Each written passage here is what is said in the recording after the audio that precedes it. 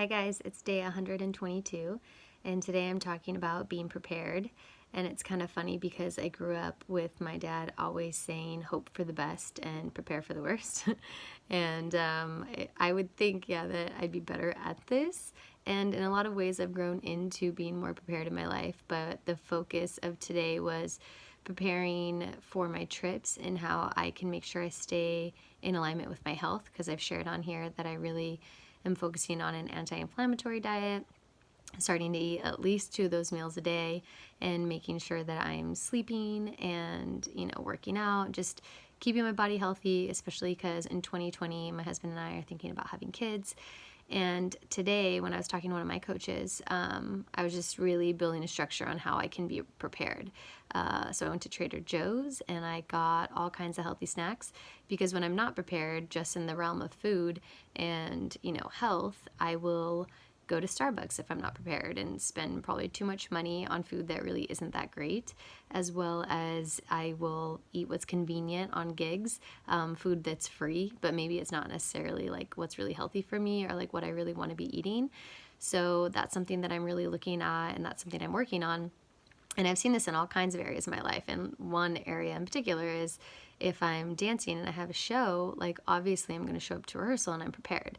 Like that's like not even an option. Or if I have to teach, I, have a big routine to choreograph or something, I need to come prepared to teach it, make sure I can get it done in the right amount of time. And so in those areas of my life, of course I'm doing it because I have accountability with people, and that's key. So when we can be accountable to others, it's so helpful. And I've talked about that, in other videos.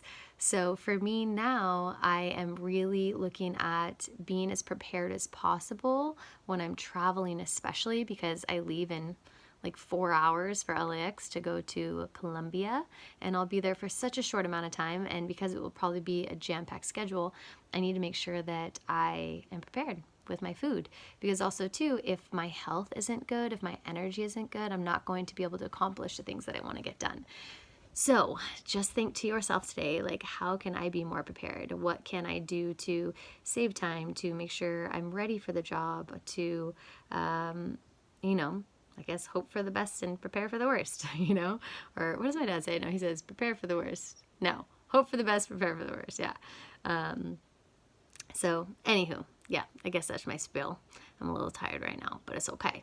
That's why I am, again, focusing on sleep. But right now, I'm preparing for my trip with my food, and I'll probably start at least going to the grocery store once a week, because sometimes I do not like to go to the store.